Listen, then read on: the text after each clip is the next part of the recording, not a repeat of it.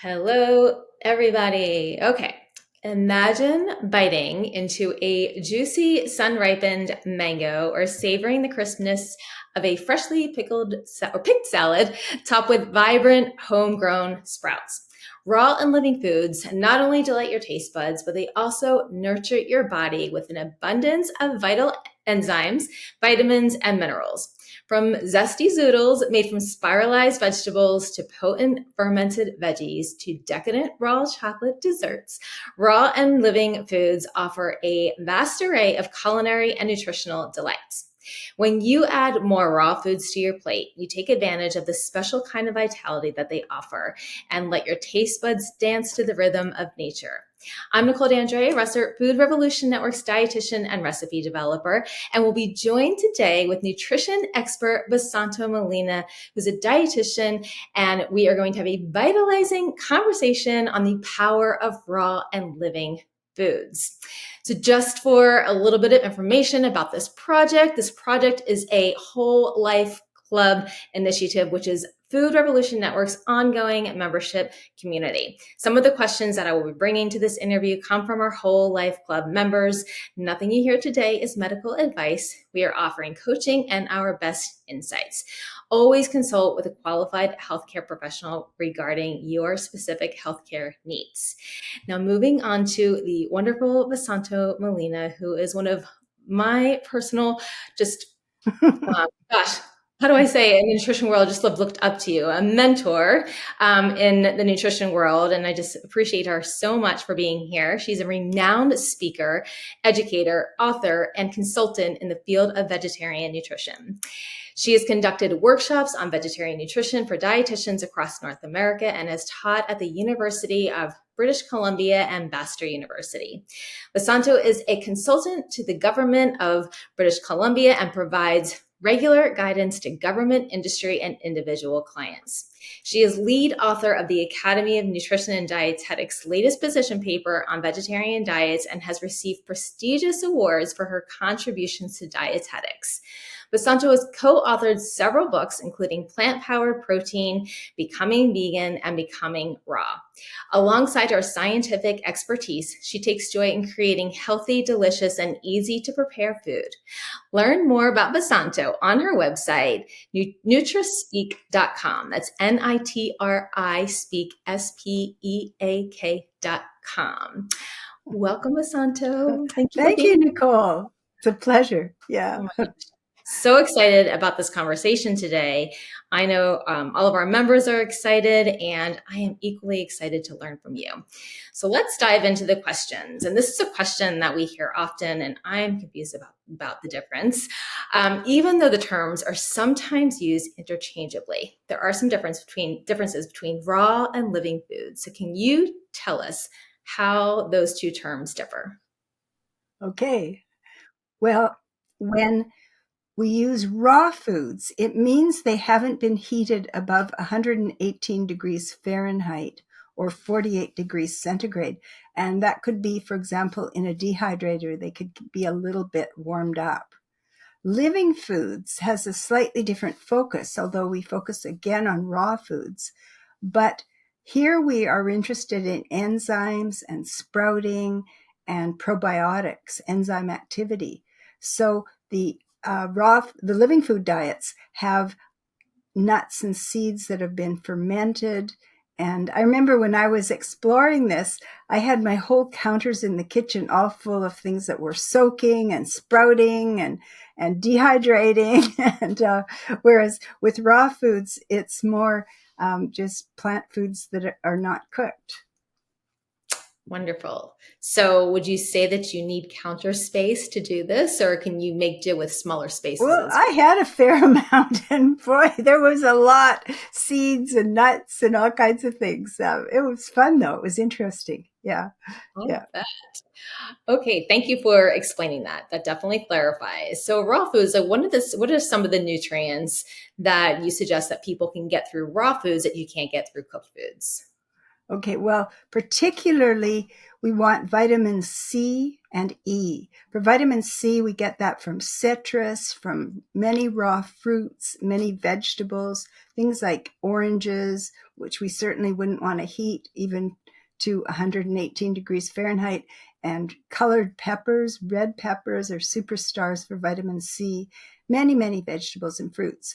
For vitamin E, we want nuts and seeds and avocados. And again, we don't want those heated because it'll damage the vitamin E and the fats. Mm. Now, we can get all the protein, the minerals, the other vitamins, either way, cooked or raw. There's little differences. Sometimes cooked is even a little bit better. And there can be losses in cooking water, but there can be also losses in soaking water. So cooking and raw, they can be considered fairly similar. Great.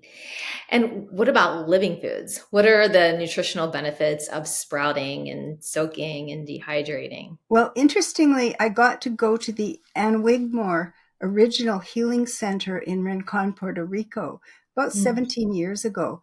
And they had a really amazing arrangement. They were helping people heal from chronic conditions or lose excess weight. And they had a lot of blended items, juices.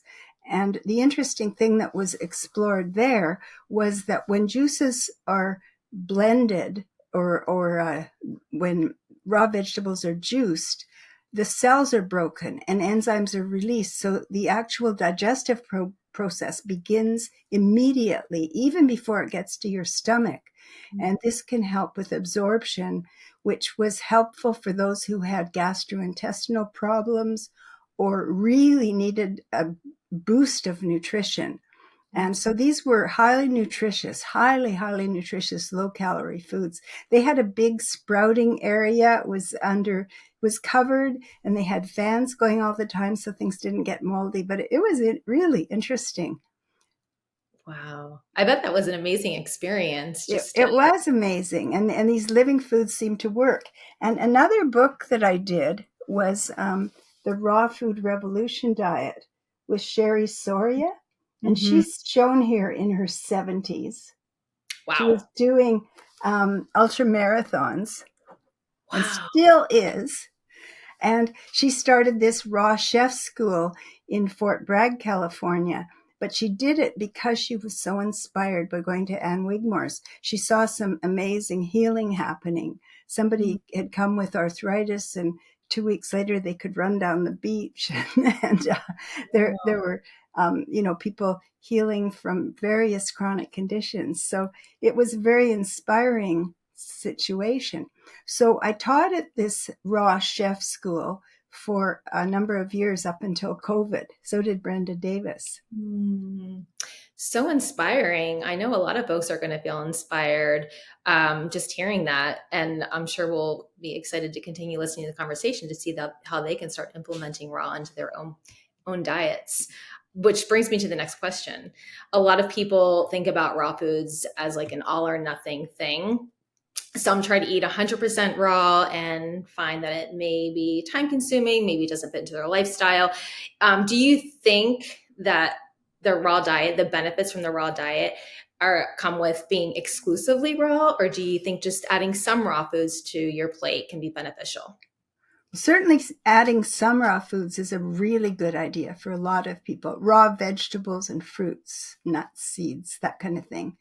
Now, some interesting things we found when we were writing the Becoming Raw book, we went through the research. I think we had 1,200 research articles that we Wow. looked at for that book. It's got a lot of research in it, and it was interesting. So while we were teaching at the school, we and also the school kind of shifted our concepts that 100% raw wasn't necessary and it didn't necessarily work for everybody.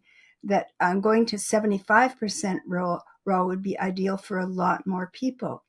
And we found, for example, there was a big study in Germany called the Gießen study, where participants it was during a time of a real enthusiasm for raw foods. Yet the people who were 100% raw turned out to be anemic in many cases. 43% of the men and many of the women who were of childbearing age, 70% had menstrual irregularities and 23% had stopped menstruating. They just weren't Mm. getting quite enough iron and protein. And the body was going, okay, well, we'll use it for the heart and the cells, but we can't afford to have menstruation happening. Or it was really interesting to see that. So over time I found that it was way better to be like 75% raw or Mm. 50% raw, and then boost the protein and the iron with some legumes, some beans, peas, lentils, that kind of thing. Also, I found for myself, for example, I tend to have uh, trouble with blood sugar fluctuations. And it's better for me to include some legumes to try and keep my blood sugar level. Mm. So high raw diets have 50 to 75% raw. And officially, it's considered that a raw food diet could have 75% or more raw. Okay, that's good. I think that helps to explain and also maybe alleviate some of the pressure that some people feel when considering raw, like they need to be all raw. And it's good to hear about your own personal experience too. And I think it also paints the picture that everybody is so individualized. So listening to your body and doing what's Yeah, right for now you. I've seen a few people who could be 100% raw, and they could get their protein up to the recommended intake. I've looked at Doug Graham's diet. Like he had 16 bananas for lunch, but this is a person that runs a lot, so Mm. his caloric intake was like 3,500 calories, and he just barely got the protein up to the recommended intake. I had Mm. another client who could run the West Coast Trail in a day. That's like a 4-day hike. And she was 100% raw. But these were people who were eating a lot of calories. And so their protein and iron got up to the recommended intake. But most of us at 2,000 calories or 1,800 or whatever, we won't get enough protein and iron. Right, right. Okay, that makes sense. Like well, those with like the higher activity levels and are eating a lot of calories are able to get there. Um, gosh, I'm inspired to incorporate all this raw food to help with my running during our Oh, conversation. yeah. I'm gonna run that West Side Trail. It sounds lovely. Okay, so now that we've discussed, what the percentages are and what it might look like to receive some of the benefits from eating raw, what are some simple steps that you would recommend that people can take to start adding raw and living foods to their diet? Okay, well, I certainly shifted my own way of eating when I learned more about this, to a kind of high raw or um, mainly raw. But I start every day with a smoothie, and I put kale, oranges or juice, banana. I have some frozen bananas, just part of a banana, and hemp seeds for protein, and Mm. have that every day. And it's a really easy, good start to the day. Another thing that people can do is we have in Becoming Raw green giant juice, which has kale, romaine, cucumber, apple, celery, lemon. That's a very nutritious juice. And the calcium's absorbed really well. Also, I found when I was at Living Light and connecting with the staff there and all the people made huge salads. Like it'd probably be a wheelbarrow. Well, not quite, but pretty close. And they would have all kinds of things on them, and it would take a while to eat, but they were very nutritious, pretty simple. Now, I tend to make a good salad about every 3 days, and I have a big container that I can keep in the fridge with a tight fitting lid. And so it doesn't have tomatoes and red peppers in it. This can be added at the last minute, but it has all the leafy greens. And so it's good to have a good knife, a cutting board, a big container, and you can even grow leafy greens on your balcony or the garden, and then a lemon tahini dressing. And then another thing that people can do if they want is to put all sorts of things that you put in a salad in a blender and we have a V8 vegetable soup there. And Oh. so it helps to have the right kind of containers and a good knife, but it can end up being pretty simple. Now, I mentioned I also add some kind of protein to that huge salad. Yes, to keep you sustained. Yeah, those salads sound delicious, and Yeah. like they just have such variety in them. And we're always saying variety is, so important. So in the raw form, it can be even better. But what are some of the common misconceptions about raw and living foods, and how can we navigate them to ensure a balanced and nutrition diet? Well, one misconception that I found with some people was that cooked food is poison. Really, people were thinking that, that raw is way better. And Mm, in some cases, it is way better, many cases. But cooked food is also valuable, has some value. In fact, when I knew Sherry, she had not turned her oven on ever since they bought the house, which was decades. wow. Had not turned it on. But then she got to like a few things that were heated, like baked yams or maybe some kind of protein food. And she's an ultra marathon runner, right? And so anyway, it was interesting, this kind of evolution, just to add something, and that was okay. Another concept is that all raw foods are safe. In fact, buckwheat greens have a toxic substance called phagopyrin that can lead to your skin being really sensitive and itchy. Mushrooms shouldn't be eaten raw, some of them, and certainly in not large amounts.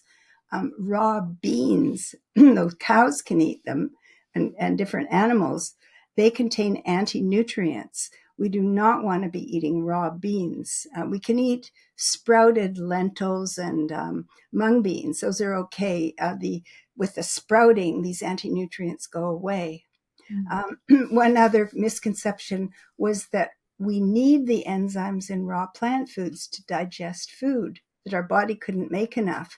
But actually, our body does fine. Our pancreas produces lots of digestive enzymes. And so it can work really well without, though the enzymes in plant foods, the raw foods, can help a bit. And they can get things going before it hits the stomach, before food passes through the acid environment of the stomach, and our body's enzymes, they get to work really fine. So is that part of the process that you were explaining? Like, say, for example, like juicing is breaking down the cell wall and it's already starting that digestive process within the plant. Right. Yeah, it's interesting. And that Yeah. seems to help for some people that are having troublesome digestive processes or that are borderline about absorbing nutrients. Mm, yeah. Fascinating. Well, thank you for debunking those myths. Those are some questions I had as well. So I'm glad to hear your take on them.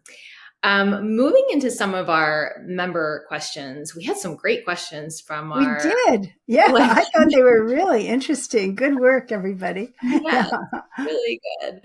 So Nina G says, I'm wondering if eating 100% raw, does that mean not consuming potatoes, grains, and legumes, which we were just talking about? How do you replace the nutrition from these food groups? Does that also mean eating a lot more as it's harder to feel full and satisfied? Do you consume a lot more nuts and avocados? I think you addressed this some, but do you want to address her Yeah. question? Okay. So potatoes are not eaten raw. They've got something called solanine. These are, and lectins also can upset your stomach and make you feel awful if you eat raw potatoes. So don't bother with that one. If you want to eat potatoes, cook them. And grains and seeds, on the other hand, can be sprouted, like wheat, barley, kamut, spelt, rye. You just put them covered in water, put them in a sprouting jar, rinse them for a couple days, a couple times a day. And some people like sprouted barley for breakfast, for example. And then these sprouted grains can be made into crackers. So this is when I had all my stuff spread out all over the place. Oat groats, on the other hand, have been heat treated, and they're not raw and won't sprout. There are hardly any actual raw oat groats on the market. Hmm. Now, when we get to legumes, another one you asked about, just the lentils and mung beans can be soaked and sprouted, and not the bigger beans. They will really give you indigestion if you try and eat them. Even soaked, there's still a lot of anti-nutrients there. Mm. Now, one thing she asked about if you could get all the nutrients. In our Becoming Raw book, I worked out 2,000 calorie menus. Always the menus I work out meet the recommended intakes of everything. So one, for example, had 60 grams of protein, just barely met it, and met other nutrients. But it was really tricky. And it took about 3/4 of a cup of nuts, seeds, and tahini. So they're fairly high nut and seed intakes. So I found for meeting higher protein intakes, and some people need a bit more than 60 grams, I found it so much easier to use cooked legumes. Yeah. Yeah. Okay. That makes sense. And I was surprised at all the grains that could be sprouted. I Yeah. knew about buckwheat, but I actually didn't know about like kamut and spelt, and that's really great to know. And I think it helps to add more diversity into the raw food diet. Great. Okay, so Tamerlan F says, I have a question regarding sprouts. I recall eating sprouts raw many years ago. They used to be very common on salad bars. In the past few years, I've heard lots of concerns about not consuming raw sprouts because of bacteria or other issues. What is your recommendation regarding eating raw sprouts if they're grown at home in a stacked tray style sprout container? Are they okay, wrong, or should they be lightly steamed? And if they're cooked, how does that impact their nutritional content? Okay. Well, there used to be more sprouts on salad bars, and I think people have become very cautious. We, of course, think about the animal products as having huge problems with salmonella or E. coli. There can be animal manure just contaminating all kinds of things. So, but commercial sprouts can also be contaminated with these bacteria while they're growing from animal manure, during transportation, during human handling. And so people are pretty careful about sprouts now, and they're less likely to be on salad bar, but we're still getting outbreaks once in a while. Now, I haven't heard of outbreaks from homegrown sprouts. Of course, then we wouldn't be getting like 17 people all ill from the same batch, but it's possible if there's contamination, because growing things at room temperature really is ideal for growth of microorganisms. And people can carry salmonella in their intestines just like animals do. So when you look at the official websites of the FDA or whatever, they say sprout should be steamed. But I think a lot of us don't do that, and it seems to work out okay. Our sprouts are clean, including those that we made at home. And sprouting does increase their vitamin and mineral and mineral availability, enzyme content. But when you steam them, you lose some of that. Mm-hmm. Excellent. Thank you for answering all of those questions. I had one follow-up question to that. When you're using sprouts, say you want to add them to a salad and you're eating them raw, should you use tongs or something, not your hands, to put in there just because of the bacteria, the possibility of transferring anything? Well, that's a good idea. Yeah, they should certainly have that. Yeah, just in case. Just in case. Yeah. Okay. Susan says, when I had blood work done, my doctor said my omega-6 was a bit high and I should reduce consumption of nuts and seeds. They seem to be such an important source of protein on a plant-based diet, as we've been saying here. What is your take on omega-6 and nuts and seeds? Well, we do want a higher ratio of omega-3s. So it's good to have a mix when you're choosing your seeds and nuts, to have plenty of the omega-3 rich group. You know which those are? Yeah. Chia, flax, Hemp. walnut. And walnuts, you got it. Yeah. And so those are nuts to really make sure you include. The omega-6s, we tend to get fats pretty easily. So it's more important just to focus on the omega-3s, and then you get a good ratio of high enough 3s in relation to the 6s. I guess if people had really a lot, like I mentioned, the maximum I wanted to go up to in a 2,000 calorie menu was 3/4 of a cup, which was a lot. Like you could get a lot of omega 6s if you didn't choose these omega 3 seeds and nuts. So Yeah. that could happen. Yeah. I thought that was a And by really the way, we have a vegan plate on a couple of websites. One is called plantpoweredprotein.com. That's plant with a dash poweredprotein.com. And then go to food guide. And it's also on our becomingvegan.ca website. You look for the food guide in both cases. And we recommend very specifically that at least one serving, which could be a 1/4 cup nuts and seeds or 2 tablespoons of tahini, at least that as being very, very helpful. Thank you for that. We will include those links as a part of this. That's great. BJ says, are fermented foods still beneficial if made with conventionally grown foods? Yes, they would seem perfectly good that way. It's good to get organic, but conventionally grown is fine. Yeah. Yes. Yeah. We always say, if you can get organic and you have access to it, great. But if you conventional is what works for you, whether it's from an economic standpoint or the accessibility, then go for the conventional fruits and veggies and fermented foods, all the things. Don't omit them completely. Okay, so Heidi says, I have made sprouts and eaten a lot of raw foods for years. However, now I find that I can't stay out of the bathroom when I have any of that. I've had to switch to steaming my greens and carrots and such. I also used to love to make fresh carrot juice and apple juice. So far, her gastroenterologist has no answers as to why this has happened all of a sudden. He just advised her to take Pepto-Bismol tablet twice a day. She says that in the past, this way of eating has helped me recover very quickly from various issues, and she misses it. Any suggestions for her? Okay, well, I can't actually diagnose this. There could be a number of possibilities, and I found with several of the people they'd had difficulty with digestion.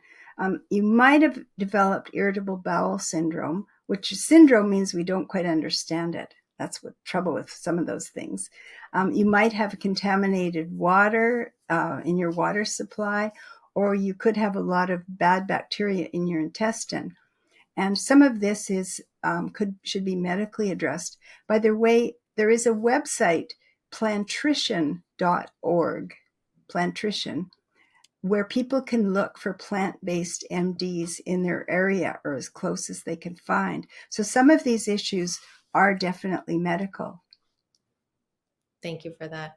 Those are good thoughts, though, for sure. But yeah, following up with the healthcare for another, sounds like she's seeing somebody, but maybe another one who specializes in plant-based might be helpful to get a second opinion.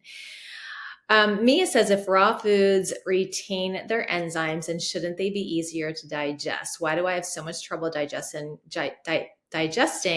raw veggies? And whenever you inquire online or with a gastroenterologist, they always say cooking veggies makes them easier to digest. Perhaps it's because of the fiber that gets broken down. I'm so confused. I've been whole food plant-based for many years, and I always have trouble digesting everything. Sometimes it feels hopeless.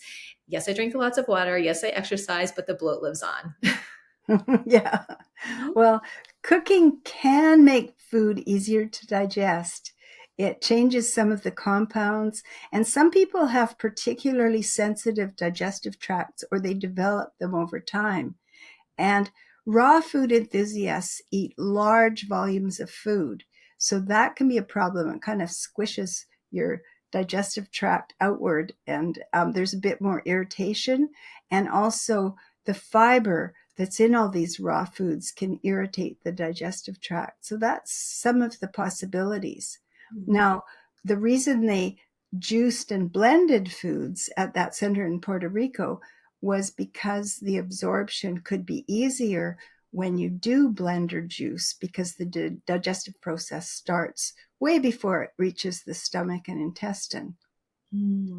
Yes, you mentioned that. It makes sense. And also, would it make sense that by blending and juicing it, also, as Mia mentioned, the fibers are broken down, right? The fibers removed with juicing Oh, And right, of course. it's But not reduced in smoothies, which is why I like my breakfast smoothie, but then I haven't had that stomach gastric irritation sensitivity question for right. myself. Yeah. Yeah. Thanks. Thank you, Vesanto. Okay. Moving on to Claire's question. She says, I'm sure you get this question often. Where do you get your protein? We've talked lots about the protein challenge. We got this new book Oh, of they got plant-powered protein. Here we go with the light. And Brenda Davis and I just wrote this, and we didn't plan to write book on protein. Our publisher asked us to, and we said we don't need to write about protein. It's no big deal. People get enough protein on plant-based diets, but we found it really interesting writing it, and it's actually got to number one on Amazon in the sustainability category. wow.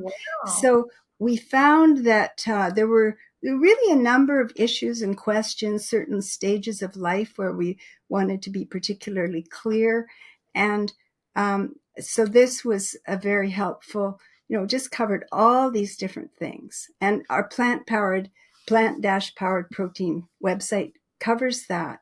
The We can get enough protein from raw food diets, but I found when I was working out these menus that it could be a bit tricky to get it up high enough. For example, in fruits, I wanted to choose berries particularly, because not watermelon or something, because I needed the seeds. It was Mm, interesting. Like fruits don't have that much protein. Nuts, some of them have. Walnuts certainly don't. They've got the omega-3s, but hemp seeds do, in the seeds and nuts category. And so certain ones are higher. So I had to be really careful figuring things out. And I help clients with that too when they're tweaking things. The mm, grains are actually half the world's protein comes from grains, mm. but people sometimes don't include those in their raw diets. So, and there are lots of vegetables. Lettuce even has a high protein intake, but boy, you've got to eat a lot of lettuce to get enough calories from protein. Right. I think that what you mentioned earlier, the variety of grains that could be sprouted is really helpful. It really like opens up the protein opportunities because It grains does. are such Yeah. a Yeah. good protein source. And your book is amazing. That congrats on getting into the number one spot on I Amazon's. know. And that was because we had our co-author Brenda's son, Corey, write a chapter. He's a government environmentalist and agrologist.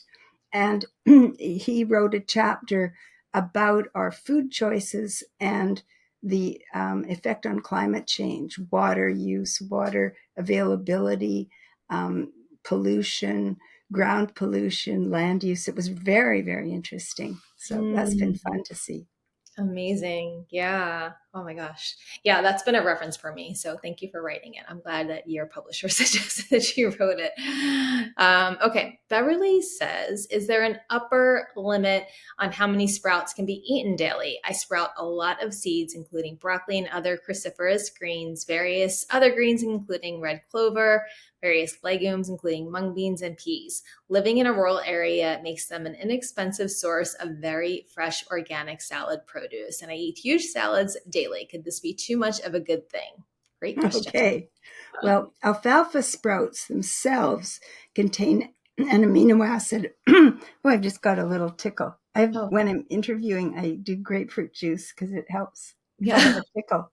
Oh, take your time. So alfalfa sprouts contain L-cannabinine that's not normally a part of our proteins, but our body will start replacing arginine Mhm. with L-cannabinine. And then the protein's wrong. The protein can't do what it's supposed to. So the body builds in this wrong amino acid, and it disrupts enzyme activity and metabolism. So the bottom line is you shouldn't eat several cups of alfalfa sprouts on a routine basis. And people with lupus should avoid alfalfa sprouts entirely. So that one thing, Other than that, I don't know of a limit on what you're eating. It's great to have a mix of foods, which it sounds like what you're doing: seeds, greens, vegetables, sprouted legumes, and those huge salads sound good to me. Yeah. Wonderful. Thank you. Did not know that about alfalfa sprouts. That's pretty interesting and good to know. Because I think that sometimes, we think a food is good for us. We just want to fill our plates up with all of that food, So back to the That's right. That was the thing about soy. Well, soy got such a bad rap was because of two guys, one who ate 14 servings a day and one 20 servings a day. And Oh, then all the rumors about soy being bad came out from them. We shouldn't oh, be focusing so much on a single food. Even total carrot juice has turned a few people orange. oh wow. They Yeah. Yeah. really, their skin turned orange. Oh my gosh. Okay. So Yeah, variety. Lots. variety's good. Okay. Jude says coconut milk and coconut dried both have saturated fat. Should we include them in our diets? Okay, well, dried coconut, considered a whole food, is really good as part of a treat like dessert with dates, nuts, or nut butters. And we put in our Becoming Raw book macaroons, nut balls, even a pie crust that's based on coconut, along with some of these nut date combinations. I haven't found coconut milk very useful. It's high in saturated fat, but coconut itself can be definitely used and enjoyed.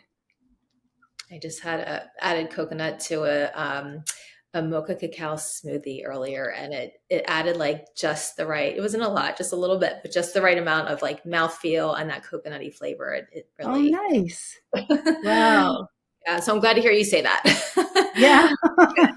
that. Opening the coconut is another story. That's for another conversation. Oh, That's not. yeah.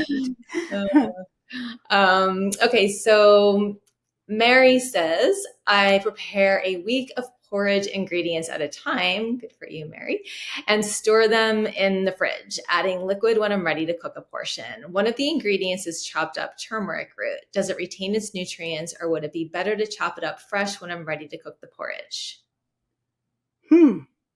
Well, if you cook for 15 to 20 minutes, that can damage turmeric's effectiveness as an antioxidant and anti-inflammatory compound. I'm not sure how long you cook your porridge.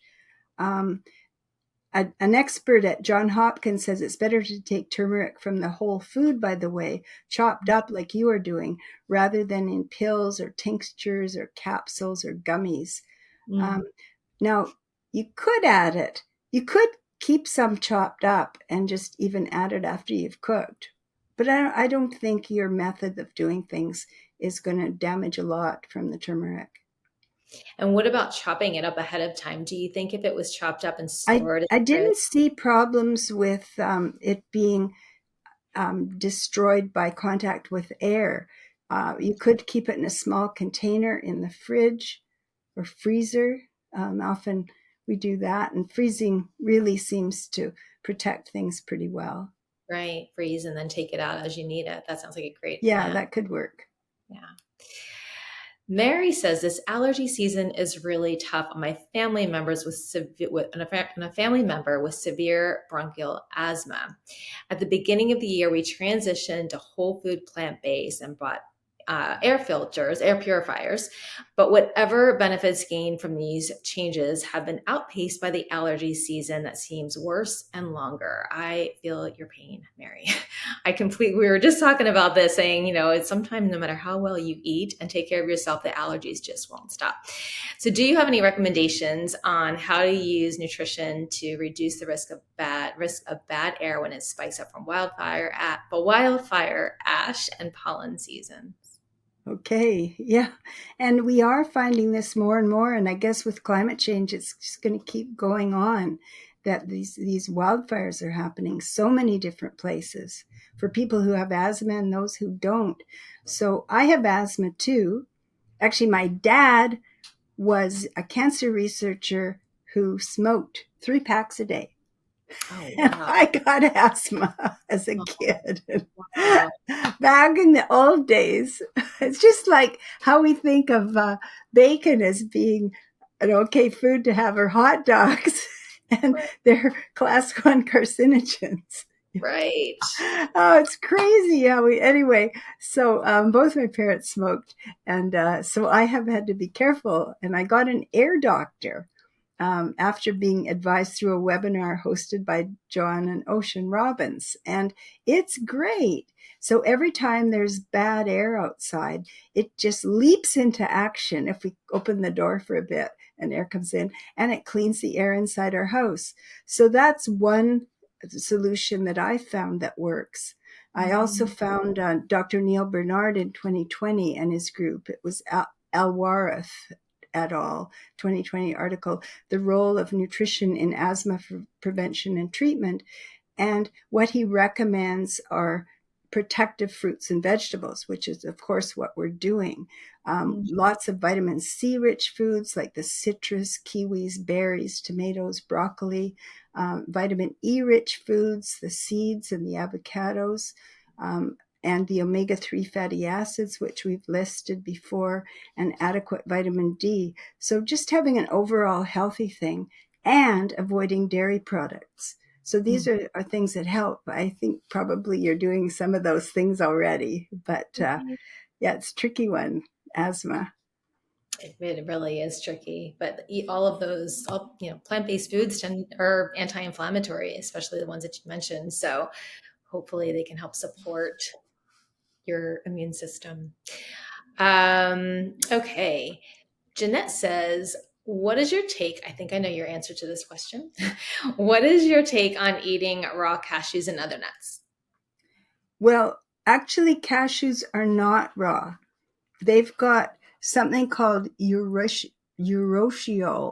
I'm not sure if I said it right, but it's on the shells of cashews. In fact, the women, I looked at an interesting website on Miyoko's website about how they source their cashews. And a lot of times the women peeling them can get problems with their fingers with this toxic chemical. So they have to heat cashews a little bit just to make sure that we don't get this compound. And it causes a reaction like poison ivy. So even cashews that are often labeled as raw have been shelled and heat treated through roasting or steaming. So other than that, I think cashews are good. They've certainly helped a lot of us that wanted to be plant-based but didn't want cheese and dairy products. That's really, really helped things a lot. And other raw nuts are completely raw, by the way. And you recommend them. Yeah. Yes. Okay. Thank you for that. Anne says, I ate almost I'm having a hard time pronouncing words today. Exclusively raw food for many years in my late 50s and early 60s. I'm now 70. Then I began to crave cooked food and soups and made the switch from raw food for one entire winter. I felt so much better. I later found out that a raw food diet is not the way to go for someone whose constitution is essentially warm or dry. For one thing, my metabolism and digestion had difficulty with so much uncooked food. I was cold a lot of the time. Now I eat fruit and salads, balance pretty much with equally cooked food. What is your take on raw food in relation to body types? Okay. Well, as soon as you said that, I thought about Ayurveda and their understanding of body types in India. And the first cookbook I did called Cooking Vegetarian, most of our books are nutrition, but I did a cookbook with a chef from the Four Seasons. And our Cooking Vegetarian book, he understood Ayurveda well. And though I spent 4 years in India, I'm not such an expert in it. But what I realized was that Eastern and indigenous communities and understandings in health and healing have a lot that we don't know about. From your comments, I appreciate how you are in tune with your body and what it's asking for. And I think that's a really good idea. Really Mm, helpful that you're doing that. yes, the fact that she said she felt so much better. Is Yeah, it's good. good to go with that and not think about some rule that might work for some other person. Right, absolutely. Such a great point. Donna says, which food should I be aware of when trying to lower my protein consumption? Okay, well, avoid animal products.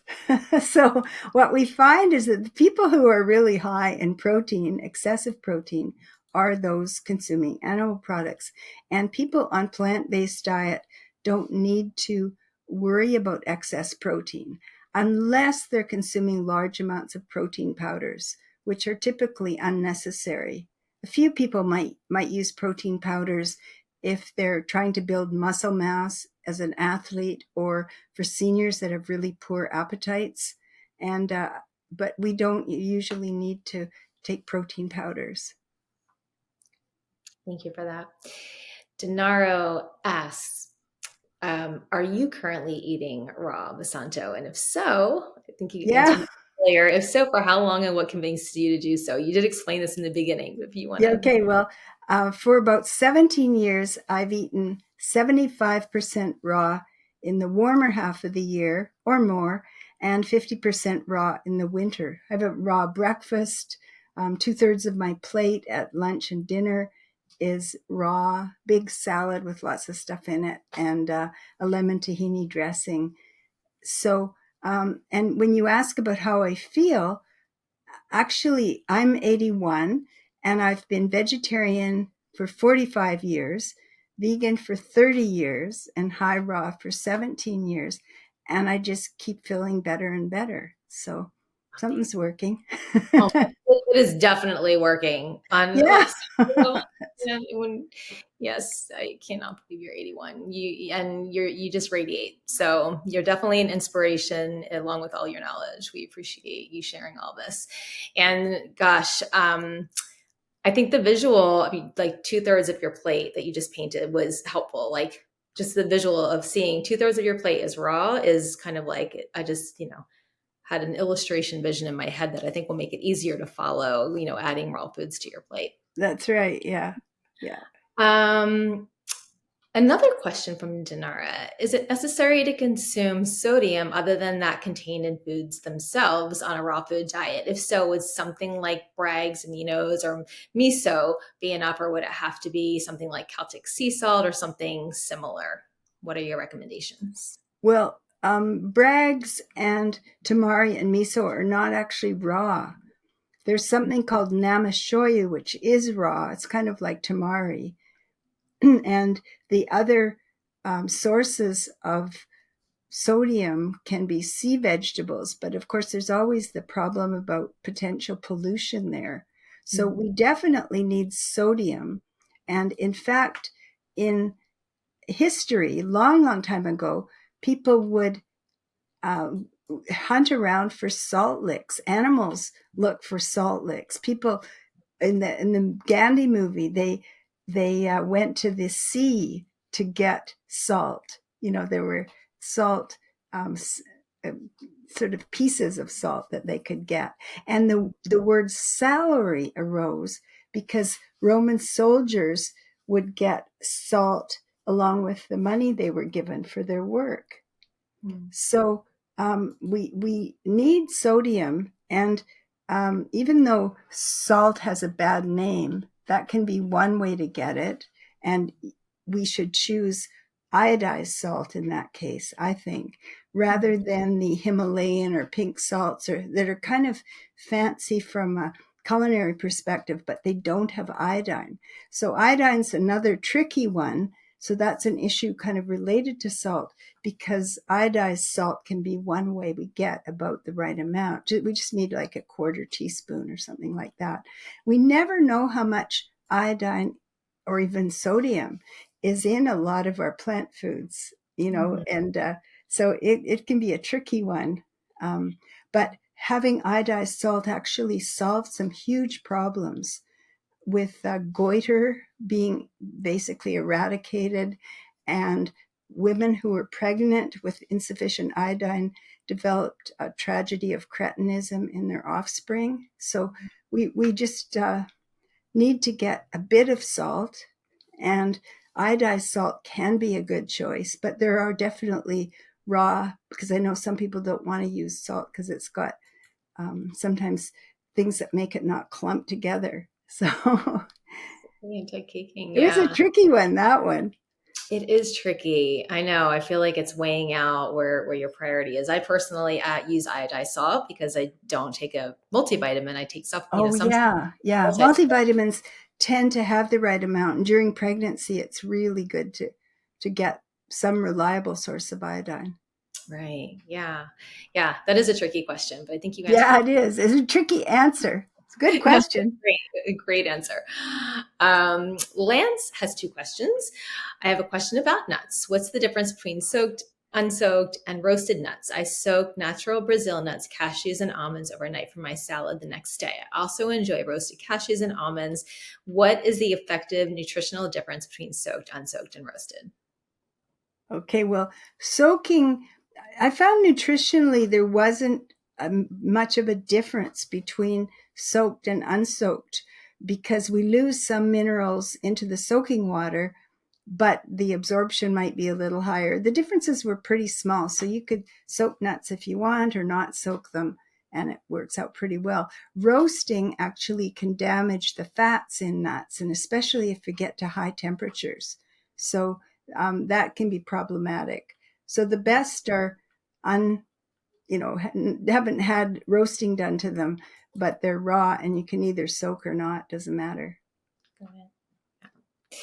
Um, Lance had another question, which is actually a question I had too, as I was soaking some of my nuts recently in preparation for this in our raw Oh food. yeah, you were doing this? Yeah.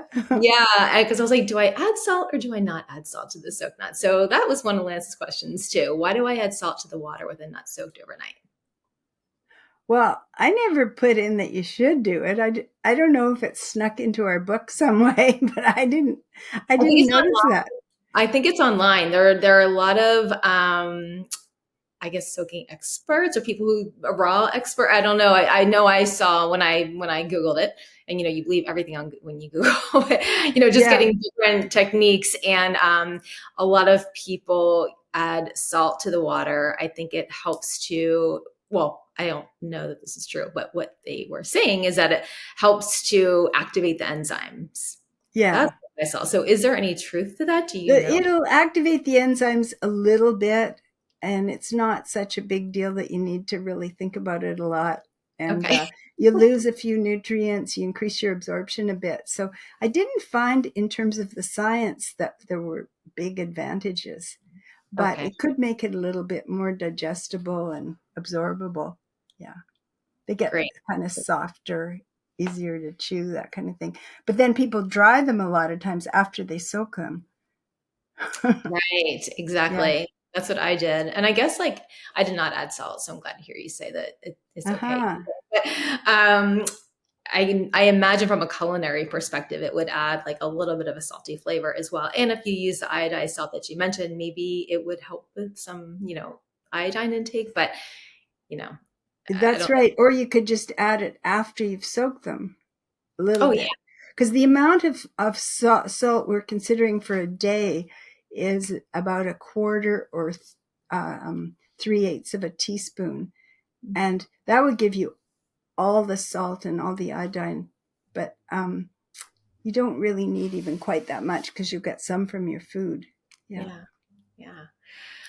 Wow. Okay. Well, that was the last question from our member. I wish we could hang out for another hour and just chat more about this, but I know that you are very busy and you've got lots going on. But I'm very grateful, as I'm sure our members are, that you have all of these books and resources available to us, and that you've spent your time here today with us, because this has been such an enlightening conversation, and you really answered so many questions in detail that I think that you're gonna Oh, inspire thanks, a lot. everybody. And hello all over. I know you're all over the world, and it's wonderful for people to be thinking so much and caring for their nutrition. So many different places.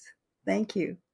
Thank you for being here, Vesanto. We truly appreciate you and all of your contributions to the plant-based nutrition world. When it comes to cancer, Alzheimer's, diabetes, heart disease, and other chronic illness, what really matters isn't how many books you read, how many webinars you attend, or how much you know. What really matters at the end of the day is what you eat and how you live. The science has given us what we need to know. Now it's time for action. It's time to implement and optimize your healthy lifestyle. It's time to get results. It's time to say goodbye to confusion and hello to clarity. It's time to say goodbye to bad habits and hello to good ones. It's time to fall in love with foods that love you back. It's time to join a community that will support you in achieving your goals. It's time for Whole Life Club.